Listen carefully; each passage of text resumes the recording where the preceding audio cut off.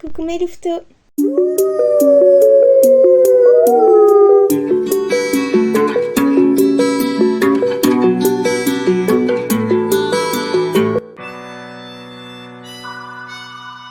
Certains le savent, il y a peu, j'ai obtenu enfin ma voiture. Du coup, c'est le moment tant attendu. Je vais vous faire la vidéo conduire avec un trouble dissociatif de l'identité. Tout d'abord, voici la liste des trigger warnings présents dans cette vidéo. La plupart des personnes avec qui j'ai parlé qui ont le TDI n'ont pas de voiture, n'ont pas le permis. Tout simplement parce qu'on se dit, avec les symptômes du TDI, c'est trop galère, je vais trop galérer à passer mon permis, ça va être super difficile, comment je vais faire avec ma dissociation et tout ça. Donc aujourd'hui, je vais vous parler de notre expérience, que ce soit avant le diagnostic, après le diagnostic, pendant le diagnostic. Je vais parler des différents symptômes qui handicapent pendant la conduite, de mes astuces pour lutter contre ces symptômes, de ce qu'il faut expliquer ou non aux moniteurs pour qu'ils comprennent notre handicap sans pour autant trop expliquer par rapport au TDI, aux haltères, etc., etc. Déjà, les choses qui nous ont vraiment handicapés au moment de la conduite, c'est tout d'abord la rêverie compulsive. Parce que quand on a commencé à conduire, on était en dépression, on faisait énormément de rêverie compulsive, on en faisait H24 quasiment. Donc forcément, quand tu conduis, t'en fais aussi. Je vous raconterai plus en détail ça après. La dissociation qui augmentait aussi la rêverie compulsive. La fatigue chronique qui nous empêchait de conduire longtemps. Car si on conduisait trop dans la semaine, c'était très difficile. On dissociait encore plus, on faisait encore plus de rêveries, on était épuisé. On n'oublie pas, on était en dépression. On peut se poser la question pour les switches. Mais ça n'a pas été ce qui nous a handicapés le plus, les switches au volant. Limite, ça ne nous a pas du tout handicapés en fait. Les amnésies, je ne parle pas les amnésies pendant qu'on conduit, mais les amnésies pour l'apprentissage, très difficile, très compliqué, que ce soit pour passer le code ou pour faire de moins en moins d'erreurs quand on conduit. La déréalisation, vraiment très difficile la déréalisation, parce que quand tu te retrouves au volant et que d'un coup tu as l'impression qu'il n'y a rien qui est réel, que tout est une simulation, c'est très compliqué à gérer parce que tu dois te reconcentrer et te dire les personnes qui sont avec moi elles sont réelles en fait, donc si j'ai un accident ça peut être très grave, que ce soit les personnes en face, que ce soit les personnes à côté de moi. Du coup voilà, il faut protéger les personnes qui sont avec nous, donc la déréalisation peut être très compliquée et il faut plus de logique au final que lutter contre la déréalisation quand on fait de la déréalisation. Parce que tu te dis ok, je suis en train de faire de la déréalisation, pas de souci, je me reconcentre, je me concentre sur la route. Je vais vous expliquer 2-3 méthodes pour lutter contre la dissociation au volant plus tard. Et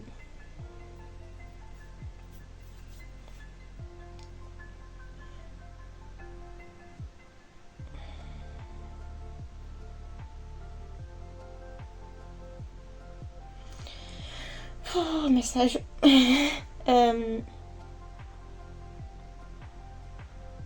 Mais voilà, généralement, il faut faire preuve plus de logique que vouloir à tout prix sortir de la déréalisation. Si on fait preuve de logique, on sortira tout seul de la déréalisation, généralement. Et aussi, lié aux amnésies et aux switches, chaque haltère fait des erreurs différentes quand il conduit. Donc on ne saura jamais ce qu'on sait vraiment et ce qu'on ne sait pas, ce qu'on a oublié ou ce qu'on fait moins bien, parce que la plupart des choses c'est de l'automatisme quand tu conduis. Donc si un haltère par exemple il va avoir du mal à freiner avant un stop, je donne un exemple, mais c'est pas forcément le cas d'un autre haltère. Donc tu vas arriver au niveau du stop et tu ne sauras pas si tu sais le faire ou si tu ne sais pas le faire. Donc très compliqué, peut-être un des points les plus compliqués dans l'apprentissage pour conduire, de notre point de vue en tout cas. Avant de vous parler de notre expérience, je vais vous parler de l'auto-école et ce qu'on a eu tendance à dire pour que les moniteurs comprennent, pour que l'auto-école comprenne et qu'on soit tranquille pour conduire avec nos symptômes sans qu'on nous mette en difficulté avec nos symptômes. Donc déjà, on ne parle pas de troubles, on parle de symptômes. On dit « je suis handicapé » et on parle des symptômes. Déjà, on a parlé de fatigue chronique pour expliquer le fait qu'on ne pouvait pas conduire trop longtemps. Pour parler de dissociation, on a dit que si on conduisait trop longtemps, notre cerveau avait tendance à se fatiguer plus rapidement et qu'on était moins concentré, que c'était plus difficile pour nous. Donc, on a expliqué qu'on ne pouvait conduire que 1 à 2 heures par semaine. Déjà, on met les bases. On ne dit pas « Ah, est-ce que ça serait possible de… » Non, tu t'imposes, tu poses tes limites. C'est important. Ensuite, on a parlé de nos attaques de panique dues au syndrome post-traumatique complexe. On ne parle pas TDI, on parle syndrome post-traumatique complexe. Après, vous pouvez parler TDI, etc., etc., mais c'est pour vous faciliter la vie, pour pas avoir à expliquer à 20 000 personnes qui comprennent pas, pour vous concentrer vraiment sur la conduite. Donc, on parlait de nos attaques de panique dues au syndrome post-traumatique complexe en expliquant que si on nous parle mal, si on est trop sec avec nous, on peut faire une attaque de panique au volant et que ni eux, ni nous ne voulons faire d'attaque de panique au volant. Donc, il faut nous parler avec bienveillance, avec écoute, avec ouverture d'esprit, etc., etc. pour ne pas qu'on fasse une crise au volant. Et ça, on a bien mis des limites, des barrières dessus. Et généralement, ça a été plutôt bien pris. Il y a des moniteurs qui nous ont dit merci de m'en parler parce que moi j'ai tendance à être assez sec, à être assez sévère envers mes élèves, donc je vais adapter mon comportement pour que tout se passe bien. Ça c'est évidemment si vous tombez sur une bonne auto-école, je précise, une auto-école normale avec des moniteurs qui font attention à leurs élèves, tout simplement. Voilà un peu ce qu'il faut dire aux moniteurs, ce qu'il faut dire à l'auto-école. Et ensuite, vous adaptez quand vous êtes au volant si vous avez des difficultés pour leur expliquer. Vous verrez, on vous en parlera un peu plus en détail juste après. Mais d'abord, je vais vous parler de notre expérience, de comment on a vécu la conduite. Tout ça s'étale sur 5 ans. Donc installez-vous, vous prenez peut-être un petit truc à manger, un petit truc à boire, un petit thé, en fonction du moment de la journée. Voilà, installez-vous, un petit plaid et c'est parti. Tout d'abord, nous avons passé le code. On n'a pas payé le code ou on a payé 1 € parce qu'on a fait la formule avec la poste et on n'a pas appris le code dans une auto-école. Donc pendant 1 an, on a travaillé tous les jours pour apprendre le code, pour pouvoir passer le code. Et avec les amnésies, c'était vraiment pas facile. Mais une fois prêt, on est allé passer le code et on l'a eu du premier coup à une faute près. On l'avait pas, mais on l'a eu. Donc à partir de ce moment-là, on a 5 ans avant que le code ne soit plus valide pour passer notre permis. Déjà, on n'a pas choisi de passer le permis. C'est la première chose, nos parents nous ont forcés. Et nous, on était terrifiés parce que à cette époque, on n'était pas encore diagnostiqués. Et avec la rêverie compulsive, on ne voyait pas la route, tout simplement. Donc il y a nos histoires, elles se lançaient toutes seules. Donc on se retrouvait au volant et on ne voyait pas ce qui se passait en face de nous. Ça nous a créé une énorme phobie par rapport à la conduite. On avait peur de conduire. Voilà. Non pas peur forcément pour nous, pour notre personne, parce qu'on vous a expliqué, on était en dépression, donc voilà. Mais peur pour les personnes avec nous. Bon, quand c'était un moniteur qu'on n'appréciait pas, voilà, pas de souci. Mais il reste les personnes en face de nous, c'est-à-dire les autres usagers, les animaux, surtout parce qu'on peut croiser un animal et tout ça, les enfants, les piétons, etc., etc. Donc on était terrifiés par rapport à ça. Mais on nous a quand même forcés parce que personne ne comprenait, nous on savait pas expliquer, on disait mais mon cerveau il s'invente des histoires dans ma tête. Quand je conduis, je ne vois pas la route et tout. Et on nous forçait en fait. Paradoxalement, quand on a été diagnostiqué et qu'on a su le contrôler, c'est là que nos parents, ils étaient plus réticents à l'idée de nous laisser conduire, alors qu'ils nous avaient laissé conduire au final quand on était dans la merde. Donc un truc que j'ai pas trop compris. Voilà, on nous écoutait pas, mais quand il y a eu le diagnostic, là d'un coup, plus embêté pour laisser conduire, alors que justement on arrivait mieux à le gérer du coup. Voilà pour la première partie. Ensuite, du coup, on a commencé à conduire avec une auto-école où il y avait un moniteur dans les auto-écoles, c'est-à-dire un seul moniteur, c'est lui qui gérait l'auto-école et c'est lui, enfin voilà. Et le mec était un connard fini. J'ai pas d'autres mots pour le qualifier.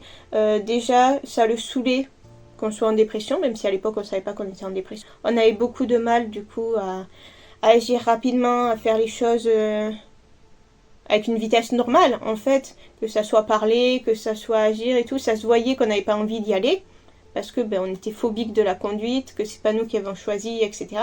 Donc déjà, ça le saoulait de base. Ensuite, ça l'a saoulé qu'on soit trop fatigué pour faire plus de 2 heures de conduite par semaine. Et il nous l'a mis à l'envers plusieurs fois. C'est-à-dire, en gros, on disait par SMS à quelle heure on allait conduire cette semaine-là, nanana. Et lui, pour ne pas qu'on voit qu'il changeait les heures, il est changé par mail, donc à la dernière minute, c'est-à-dire le soir juste avant qu'on aille au lit, il avait changé les heures et nous, le matin, du coup on se prépare, on n'allume pas notre ordinateur pour voir nos mails, forcément. Et on arrivait du coup, on attendait 10 minutes, 20 minutes. Au bout d'1 heure, on envoyait un message, il fait « Ah mais t'as pas vu? J'ai changé les horaires. Voilà, tu conduis plus à telle heure. J'ai choisi un autre élève pour conduire, en gros. Et tu conduis dans 1 heure. Je viens de chercher dans 1 heure. Et là, maintenant, je suis trop fatiguée, en fait. Donc non, je rentre. Voilà, j'en avais marre. Et quand j'ai commencé à faire ça, parce qu'au début, bonne poire qu'on était, on attendait. Et on disait, bon, il va falloir que j'attende. Et quand on conduisait, on était encore plus fatigué. On faisait encore plus de dissociation, encore plus de rêveries compulsives, etc., etc. Et au bout d'un moment, on en a eu marre. Surtout en plein été, en pleine canicule, nous faire attendre 1 heure au soleil. Ça nous mettait la migraine, forcément. Donc on dit, maintenant j'ai la migraine. Je ne conduis pas avec la migraine, du coup je rentre chez moi. Il s'est retrouvé con. Il s'est dit, non mais je viens de chercher devant chez toi. Il dit, non, non, maintenant je dors. Après ça, il a arrêté de changer nos horaires. Donc on n'oublie pas, on s'impose. Et imposez-vous toujours. N'oubliez pas, vous n'êtes pas un élève. Un élève comme à l'école, au lycée, vous êtes le client. C'est vous qui payez. Donc c'est vous qui décidez. Point. C'est vous qui choisissez à quelle heure vous conduisez, il n'a pas à changer, etc. Donc c'est quelque chose qu'on n'oublie pas quand on est avec un moniteur, avec une auto-école. C'est vous qui choisissez, c'est vous qui vous imposez. Ce n'est pas un professeur qui décide et qui vous traite comme des gamins. Maintenant vous êtes des adultes. C'est quelque chose qu'il ne faut pas oublier. Voilà, il faut se mettre dans le crâne. Si vous voulez que ça se passe bien, c'est vous qui vous imposez. Voilà. Ensuite, on a compris plus tard, quand on a eu d'autres moniteurs, il ne nous a rien appris.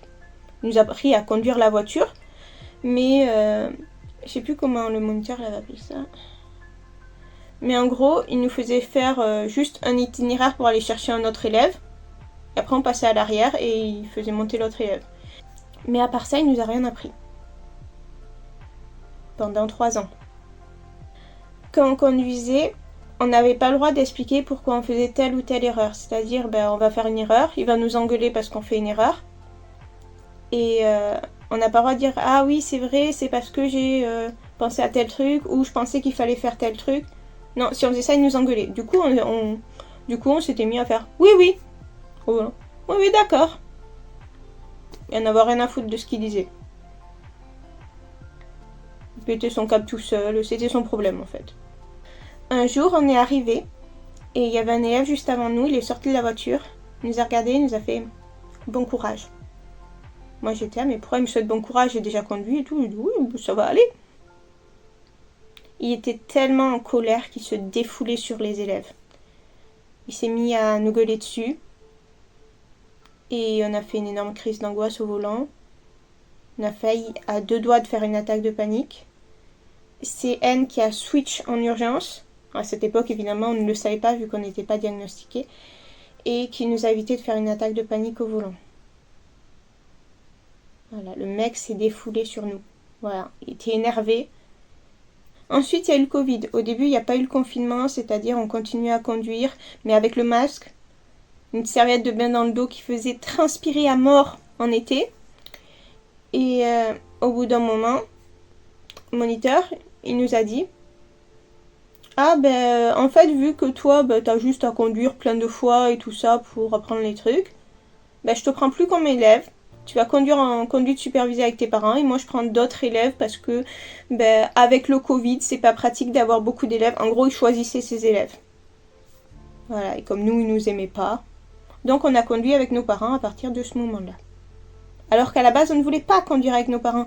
Parce qu'on avait vu comment ça s'était passé avec notre grand frère et que tout le monde s'énervait et tout ça.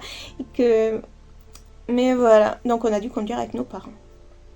juste avant de passer le permis. Donc on se pensait prêt, parce qu'on n'était pas du tout prêt, hein, mais on se pensait prêt parce qu'on avait appris tout ce qu'il voulait qu'on apprenne, c'est-à-dire rouler plus vite. Généralement c'était ça, tu roules pas assez vite, c'était le truc qui revenait. Donc on avait pris de l'assurance en conduisant avec nos parents et tout ça, on était prêt. Sauf que neuroalgodystrophie. Donc d'un coup le pied qui gonfle, le sang qui ne circule plus, plein d'examens pour savoir ce qu'on a. Et verdict tombe. En gros, c'est les muscles, les nerfs et tout ça qui serrent tellement fort que le sang ne circule plus. Donc pendant 1 an et demi, on n'a pas pu marcher, donc pas pu conduire. Les séances de kiné 1 fois par semaine, une séance de kiné. Mais aussi à ce moment-là, on a su pour le TDI et c'est la même année où on a été diagnostiqué. Donc d'un coup, beaucoup plus de switch. Parce que quand tu es diagnostiqué, les haltères, ils apprennent à switch en se reconnaissant, en ayant conscience d'eux-mêmes, etc. Donc plus conscience de la dissociation. On s'est mis à faire en sorte de diminuer la rêverie compulsive. C'est-à-dire, on choisissait des moments où on allait faire la rêverie compulsive. C'est-à-dire juste avant de dormir, sous la douche par exemple. Des moments qui étaient là juste pour la rêverie compulsive. Et le reste du temps, on essayait de ne pas en faire. Et petit à petit, la rêverie compulsive a diminué. Donc ça, c'est notre petit conseil. Si vous souffrez de rêverie compulsive et que vous voulez conduire, diminuez petit à petit la rêverie compulsive. C'est la première étape pour que vous soyez bien plus à l'aise au volant. Donc ensuite, on a appris à gérer la dissociation, la déréalisation et la fatigue chronique, du moins à la comprendre. En juillet, au moment où on a eu notre diagnostic, on a aussi eu le diagnostic de la cyclothymie. Donc, c'est-à-dire, on a commencé les régulateurs d'humeur. Au début, ça n'a pas trop marché parce qu'il faut trouver le dosage. Donc, ça nous a surtout enlevé les phases euphoriques au lieu des phases dépressives. Donc, c'était quand même pas top, mais petit à petit, la fatigue chronique a diminué. Les switches au volant n'ont jamais été un problème parce que, vu qu'on est concentré sur la route, ce sont des switches rapides ou des switches fluides. C'est-à-dire switch rapide, l'haltère il va venir directement, il va savoir rouler, pas de souci. Et fluide, il va front petit à petit, mais sans qu'il y ait de dissociation. Il faut savoir que nos autres sont des haltères prismes, donc les haltères ils vont switch petit à petit à travers eux. Généralement, on va sentir qu'ils sont en train de venir au front, etc., etc. Généralement, à cette époque, Violette, donc notre Little, était trigger par la conduite. C'est-à-dire, dès qu'on commençait à conduire, c'est elle qui venait au front. Pourquoi une Little viendrait au front, vous me direz-vous, au moment de la conduite, quelque chose qui est normalement fait pour les adultes? Parce que ça lui rappelait les autotamponneuses. Oui, totalement. Mais le bon côté des choses, c'est qu'elle ne stressait pas en conduisant. Elle n'avait pas la phobie de conduire. Du coup, c'est elle qui conduisait le mieux du système à ce moment-là. Voilà, donc n'ayez pas peur que vos Little prennent le volant. Surtout les Little qui ne sont pas affectés par les traumatismes. Parce que ils auront zéro stress. Ils vont faire les choses tranquilles. Et on n'oublie pas, ce ne sont pas vraiment des enfants. Ce sont des enfants dans des corps adultes. Donc avec les réflexes du corps. Surtout que la conduite, on rappelle, c'est des automatismes. Donc petit à petit, des choses que vous faites naturellement sans avoir besoin d'y réfléchir. Le seul jour où on a eu un problème avec un switch, c'est juste après avoir travaillé un traumatisme avec N. Donc un traumatisme, vraiment un des pires traumas qu'on a pu vivre au lycée. Et après ça, je pars conduire et d'un coup, il est propulsé au front, ce qui ne lui arrive jamais parce que pour ceux qui savent, N c'est notre gatekeeper et il est toujours en co-conscience et il ne se rappelle pas qui il est, il ne se souvient pas comment conduire. Donc là, pendant 2 minutes, peut-être moins, plus on se retrouve à un stop. Donc ce qu'on fait, parce qu'il y avait notre mère à côté, c'est qu'on lui dit attends, là j'ai un problème, j'ai une grosse amnésie, je ne sais plus conduire. J'ai besoin d'1 minute. Du coup on attend, surtout que c'est un stop où il y a personne et tout ça. Et là il se rappelle qui il est, il se dit elle est passée où au Camille? Donc il me cherche en co-conscience et tout ça, il ne me trouve pas, il est tout seul. Et petit à petit ça commence à revenir, moi je reviens en co-conscience. Et au final, tout rentre dans l'ordre. Donc vraiment, ça a été 2 minutes dans les 5 ans où on a conduit, où il y a eu un petit problème, et c'est juste parce que une dizaine de minutes avant, on a travaillé sur un traumatisme assez important pour se désensibiliser au traumatisme en question. Mais c'est vraiment ça, et ça a été une erreur au final de notre part, même si maintenant on est assez désensibilisé par rapport au truc en question, mais voilà, ça aurait pu poser problème, mais au final ça n'a pas tant posé problème que ça. Il a un peu tâtonné avec les commandes de la voiture. Et voilà, c'est le seul problème qu'on a eu par rapport à un switch et qui était du coup lié à un travail sur un traumatisme, pour vous faire une petite idée. À cette période-là, on se dit qu'on va bientôt passer le permis et du coup reprendre des leçons de conduite, vu que on est plus trop à niveau, parce que ça fait quand même plusieurs années qu'on n'a pas conduit en auto-école, qu'on a pris des mauvais automatismes. Donc on fait la bêtise, c'était une bêtise, de fermer le front. On a fermé le front au moins pendant 1 an et demi, 2 ans peut-être. Donc comment on a procédé, c'est vu que N est notre gatekeeper, il peut venir au front de force. Donc dès qu'il y avait un autre alter que nous deux qui venait au front, il le dégageait et il bouclait le front, il gardait le front et il me faisait passer au front si besoin. Donc ça a été difficile parce que quand les autres alters ils switchent pas, t'es la seule à avoir la fatigue émotionnelle. Ça augmente aussi tes amnésies. Parce que mine de rien, il y a beaucoup de masking. Hein. Il n'y a pas que le front fermé, on va pas se mentir. La plupart du temps, on se rendait peut-être pas compte quand il y avait des switches. Donc beaucoup d'amnésie, parce que moins de communication. Nous, on s'était dit, comme ça, je vais pouvoir être la seule à conduire. On ne sera pas à faire des erreurs différentes à chaque alter, etc., etc. Pouvoir se concentrer juste sur la conduite. Que nini. Donc épuisement émotionnel et on a fini en burn-out. Donc à ce moment-là, on reprend les leçons et on essaye de s'imposer. Avec Anne, on est là, on va devoir subir les leçons encore un peu, mais c'est pas grave. On y va et c'est nous qui décidons. Donc on parle déjà de fatigue chronique, ce qu'on n'avait pas fait. On explique qu'on est handicapé et on pose nos limites. Et on y go quoi. Au bout d'un moment on n'en peut plus quand on fait notre burn-out et on réouvre le front à quelques semaines du permis. Oui, au final, on s'est dit balèque, c'est bon. Donc immense soulagement, on se sent bien mieux. Les haltères ils reviennent pas de suite, mais déjà beaucoup moins de fatigue. Le moniteur, lui, pendant ce temps, il nous prépare très mal. Il nous dit des choses fausses, même, pour nous mettre en erreur. Par exemple, nous expliquant que si l'examinateur, il nous dit de passer par un sens interdit, il faut passer par le sens interdit. Donc nous, on se rend compte qu'il nous dit de la merde. Mais il nous dit aussi, il faut que tu écoutes l'examinateur, peu importe ce qu'il te dit, tu le fais. Donc vient le moment de l'examen et l'examinateur, on tombe sur un gros connard. Des fois il nous dit roule plus vite, nous on dit non c'est limité par exemple à 50, il fait c'est pas grave vas-y roule plus vite, on roulait plus vite et là il nous fait c'était limité à 50. Que des trucs comme ça tout le long. Double telle voiture, mais j'ai pas trop la visibilité, fais-le quand même. Il fallait pas le faire. Que des trucs comme ça tout le long, donc évidemment on commence à faire une crise d'angoisse, à pleurer au volant, parce qu'on a compris qu'on n'aurait pas notre permis. Après quasiment 5 ans de galère. Et là, Annie, il en a marre. Il switch. Et attention, gros trigger warning. Et il veut se suicider au volant.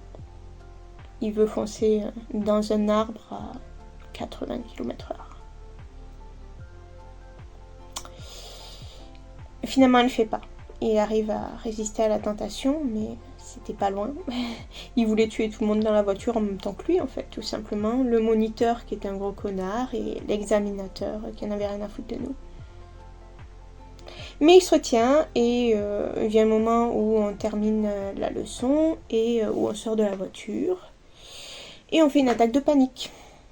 Voilà comment on n'a pas eu notre permis. Ensuite, avec nos parents, on se dit qu'est-ce qu'on fait?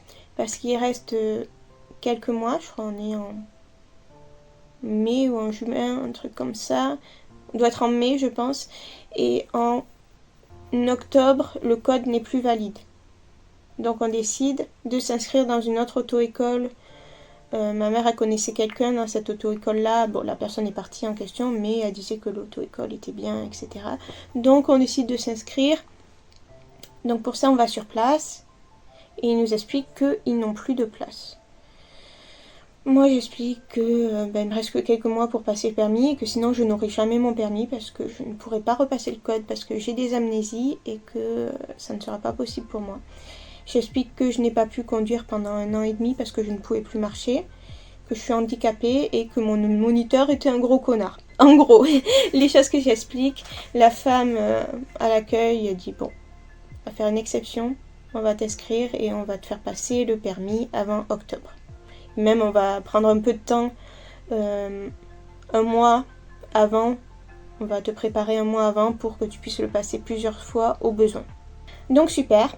Donc on va commencer les leçons. On tombe sur un moniteur mais adorable, super gentil, qui fait attention, du coup, comme on a expliqué, à ne pas nous trigger, ne pas nous faire partir en crise dans la voiture et tout. Par contre, à un moment donné, je crois pendant 3 séances, on a eu d'autres moniteurs et à un moment donné, on tombe sur un mais connard fini, le type. Le mec égocentrique au possible, du genre je me la pète en rabaissant les autres. Voilà, et ça me fait rire. Et ce n'est que des blagues, voyons.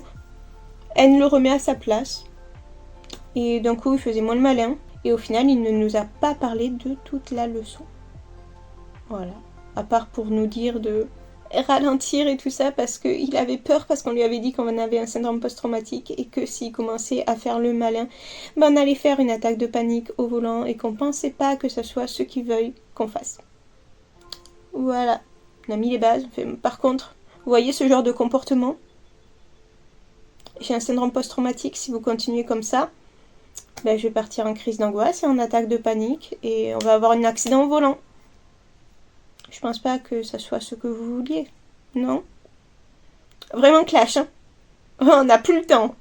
On n'a pas le time par ici.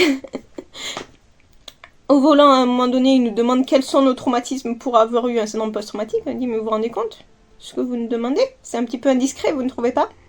Si je vous raconte mes traumatismes, je vais les revivre. Je vais les revivre au volant. Là maintenant, vous voulez que je revive mes traumatismes au volant? Enfin, vraiment, on en avait mais plus rien à faire. On était ça, mais quel connard en fait. Donc pareil, il se l'est bien écrasé et il s'est tué pendant tout le trajet. On a été tranquille. En plus, il voulait pas mettre la clim. Il y avait la canicule. Horrible truc quoi. Donc voilà un petit peu pour ce type qu'on a demandé à ne plus avoir et au final qu'on n'a plus eu du coup parce qu'on a bien expliqué ce qui s'était passé à notre autre moniteur. Sinon il demande alors comment ça s'est passé avec un tel. On a dit mal. On n'a pas vraiment envie de le reavoir, mais je pense que lui non plus n'a pas envie de nous reavoir. Du coup, ça devrait passer tranquille si tu fais un changement de planning. Notre moniteur, il commence à remarquer que en fonction des séances, on ne fait pas du tout les mêmes erreurs. Parce que contrairement à l'autre, il marquait dans un carnet tout ce qu'on faisait, où est-ce qu'on était, quelles étaient nos compétences, etc., etc. Alors que l'autre, il n'en avait rien à foutre. Voilà. Et du coup, on lui explique que c'est parce qu'on a une mémoire fragmentée avec le syndrome post-traumatique complexe et que du coup, nos souvenirs sont fragmentés et que nos compétences aussi. Donc là, il se dit, mais du coup, comment ça se fait? Tu te rappelles pas des leçons, de ce qu'on apprend? On dit oui, pas trop, mais ça vient dans l'automatisme en fait. Donc il y a plein de choses qu'on s'en rappelle parce que, à force de le faire, etc. Donc ça l'embête un peu parce que c'est pas trop comment faire, il n'est pas formé pour. Mais voilà, on continue, très bienveillant, il nous aide dans nos difficultés.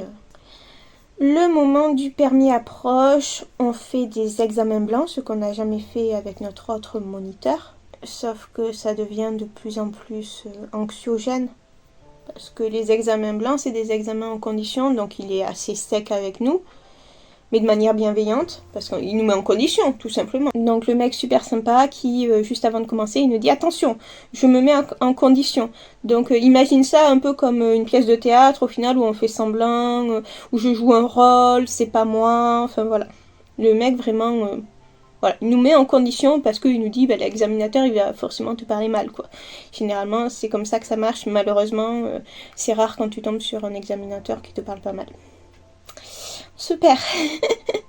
Du coup, lui, il nous parle pas mal, mais il est sec dans sa façon d'être, de parler, il essaye de nous piéger un petit peu, ce genre de truc qui, du coup, nous ramène au traumatisme de l'examen passé. Et là, notre corps lâche. On fait des baisses de tension, migraine, on peut plus marcher sans se tenir au mur, épuisement... vraiment retour en arrière de plusieurs années, quoi. Mais on savait que ça allait arriver. D'ailleurs, avec nos parents, on leur a dit ok, on recommence les leçons, mais si jamais notre corps lâche, on arrête tout. Parce qu'on veut pas finir handicapé physique encore plus que ce qu'on est. Et on savait très bien que ça risquait d'arriver, quoi. On connaît notre corps, il a déjà fait pareil au lycée, on a dû arrêter les cours, qu'on était partis en correspondance. Donc on décide de tout arrêter. Là, à ce moment-là, au bout d'un moment, on se dit, bon, qu'est-ce qu'on fait? Et on prend du temps pour nous, pour notre système, pour réapprendre à communiquer entre haltères, à ce que les haltères, ils masquent moins. Déjà qu'ils recommencent à switch normalement et tout ça, en conscience d'eux-mêmes, etc. Et on prend, allez, plusieurs mois. Ça devait être juin, juillet, jusqu'en novembre. Voilà, novembre où on pense qu'à nous, on fait nos passions, on fait des journaux de système. Voilà, ça nous a fait vraiment énormément de bien. Parce qu'on a appris plus sur nous-mêmes aussi. Peut-être plus en quelques mois que en plusieurs années, depuis qu'on est diagnostiqué. Vraiment de rien que se concentrer sur le système. Et en novembre, on saute le pas et on s'inscrit pour passer le permis AM. Le permis AM, c'est un permis qui permet de conduire une voiturette. Les voiturettes, c'est souvent en boîte automatique. Et ce sont des voitures qui peuvent rouler jusqu'à 50 km/h. Nous, ça nous va très bien parce que, si vous l'avez compris, on n'aime pas conduire vite, de base. Donc avec ces voitures-là, on peut aller n'importe où, sauf sur les autoroutes et sur les rocades. Forcément, parce que c'est des voies rapides, il y a énormément de circulation. Si on roule à 50, vous comprenez que c'est un peu problématique. De base, on déteste les rocades et les autoroutes. Donc ça nous va, mais très bien. Si on avait pu faire ça dès le début, c'est ce qu'on aurait fait en fait. La formation pour le permis AM, elle se déroule sur 2 après-midi. Du moins pour nous, c'était ça. Et là, on tombe en arrivant sur le meilleur moniteur qu'on a jamais eu. Déjà, le mec, il prend 1 heure. On était 2. On était avec un autre élève. Et il prend 1 heure pour nous parler, nous demander qui on est, quel est notre rapport à la conduite, qu'est-ce qu'on veut faire avec la voiturette plus tard, etc. Vraiment, il s'intéresse à nous. Là, on lui parle de notre neuroalgodystrophie, de la fatigue chronique, du syndrome post-traumatique, et voyant qu'il est super bienveillant, super à l'écoute. Je lui demande s'il peut nous appeler Aurora, et il accepte, et il le fait pendant toute la formation. Mais vraiment, le mec adorable. Donc je lui dis que j'ai un syndrome post-traumatique et que le prénom du corps, du coup mon prénom de naissance, me ramène à des traumatismes et que ça me fait faire des crises d'angoisse et tout ça, et que j'ai demandé, pour ceux qui ne savent pas, j'ai demandé à la mairie de Toulouse un changement de prénom, donc j'aurai la réponse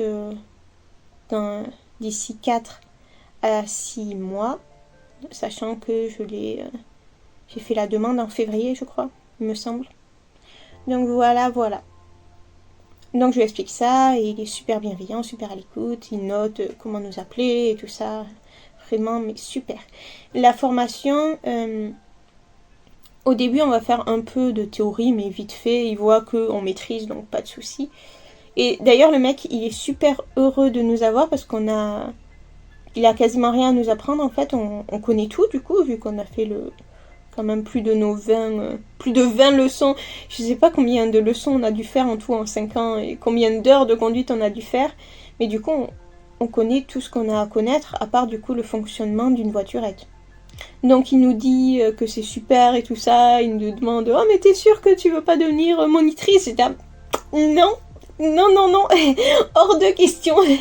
Mais vraiment le mec il nous flatte, il nous dit « Waouh, mais c'est super, tu sais déjà faire ça, oh, trop génial et tout. » Façon de dire « Je suis content de t'avoir en formation et que ce soit pas un de mes collègues qui t'ait. Hein. » Mais vraiment le mec, mais super, vraiment. Il nous a mis à l'aise mais tout le long pendant les 2 jours.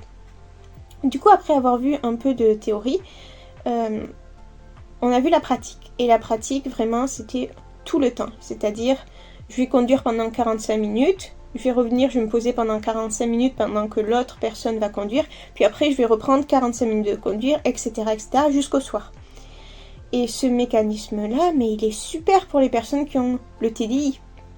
Tout simplement parce qu'on a à peu près 45 minutes où on ne va pas trop dissocier, on va être en pleine concentration, sauf qu'au bout d'un moment, au bout de 45 minutes, ben là, on va commencer à fatiguer, notre cerveau il va commencer à fatiguer, on va commencer à dissocier.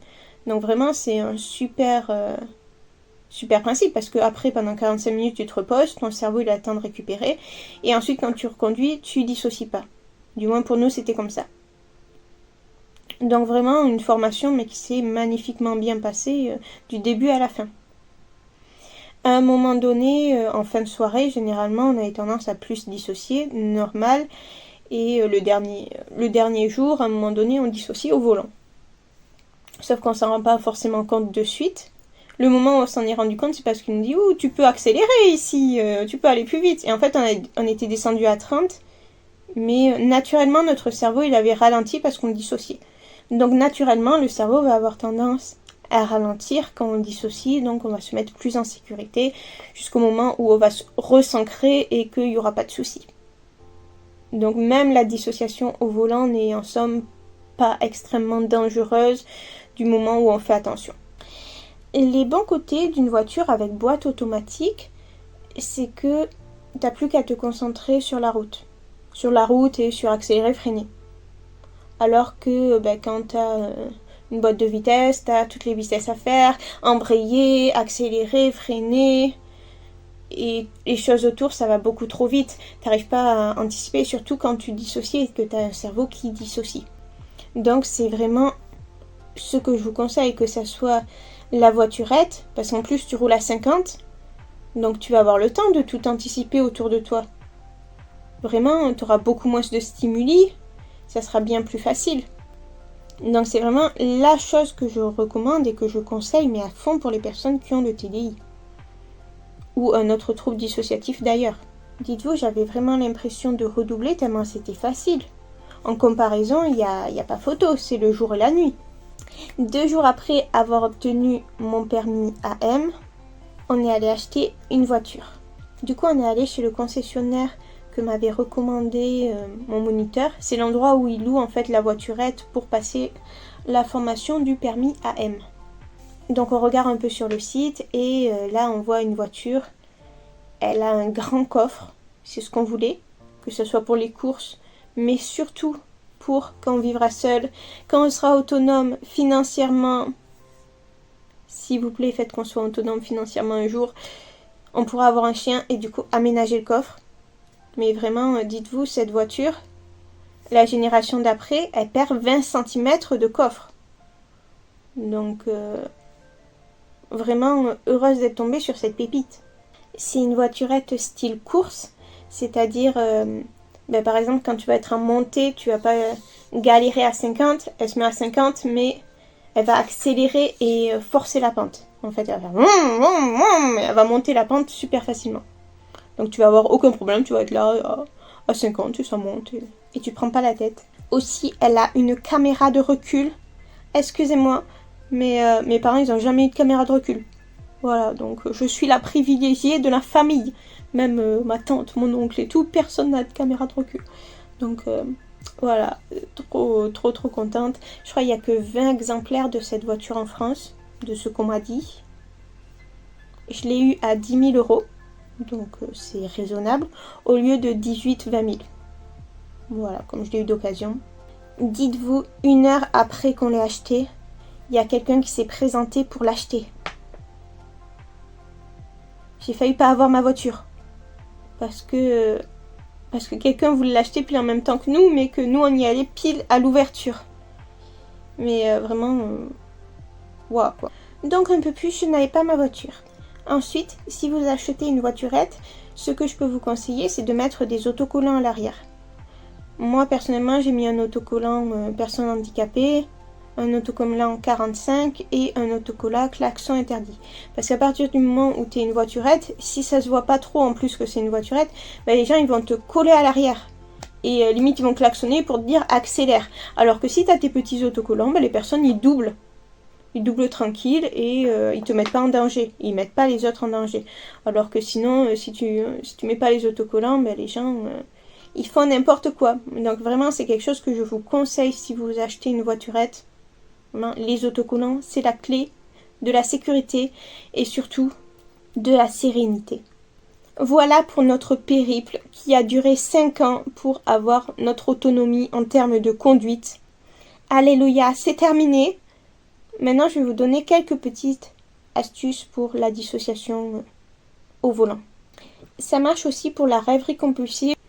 Mais comme dit précédemment, je vous conseille d'abord de travailler à part sur la rêverie compulsive, en diminuant la rêverie compulsive, en diminuant les moments où vous allez en faire, en mettant des heures fixes, au final des moments fixes dans la journée, avant de travailler le reste, parce que sinon ça va être plus compliqué pour vous, et mieux vaut travailler comme ça pour faciliter les choses. Donc déjà, je vous conseille de chanter. Ouais, un peu bizarre, je sais dit comme ça, mais chantez à voix haute, quand vous sentez que vous êtes en train de dissocier ou de faire de la rêverie compulsive, ça va vous permettre de vous ancrer. Même si ça dure, allez, 10 secondes, vous commencez un petit peu à chanter au volant et hop, vous vous ancrez. Dites-vous, je l'ai même fait quand je conduisais avec des moniteurs. Pour vous dire, ils avaient juste l'impression que j'étais de bonne humeur, c'est tout. Et une fois que vous avez l'habitude de chanter en voix haute et tout ça, vous pouvez le faire dans votre tête. C'est plus facile de commencer à voix haute et ensuite dans votre tête, mais vous pouvez faire directement dans votre tête si vous n'osez pas chanter à voix haute avec quelqu'un à côté par exemple.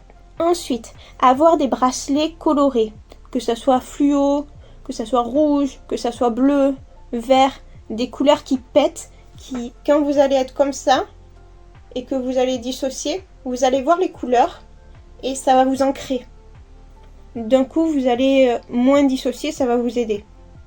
Personnellement, j'aime pas trop avoir des trucs au poignet, mais je le faisais surtout au début quand je voulais apprendre à bien m'ancrer comme il faut quand j'étais au volant. Voilà, donc des bracelets qui servent un peu au poignet pour que vous les voyez quand vous conduisez. Et ensuite, un dernier petit point, pas forcément au volant, mais quand vous allez sortir de chez vous et que vous sentez que vous êtes un peu dissocié, surtout si c'est le matin que vous êtes fatigué et tout, on se lave les mains à l'eau froide. Donc on ouvre le robinet, l'eau est cool, on se lave les mains et on se concentre sur la sensation de froid. Vraiment vous concentrez sur le froid et ça va vous aider à ne plus dissocier. Évidemment, on ne se fait pas mal, je précise, hein. On met le froid de manière raisonnable, mais vous concentrez sur la sensation de froid et ça va vous aider à vous ancrer et déjà vous serez plus à même de pouvoir conduire par la suite. Ben voilà pour cette vidéo, je vous remercie d'avoir regardé. Je vous invite à vous abonner sur nos autres réseaux sociaux, à aller voir notre BD sur le trouble dissociatif. Le chapitre 1 est gratuit. Voilà. Je vous fais plein de bisous. Je vous souhaite bon courage si vous êtes dans cette situation-là. Si vous voulez conduire et tout ça, c'est possible. Vous avez toujours des solutions. Voilà. Je vous fais plein de bisous et je vous dis à très vite pour une prochaine vidéo. Bye bye.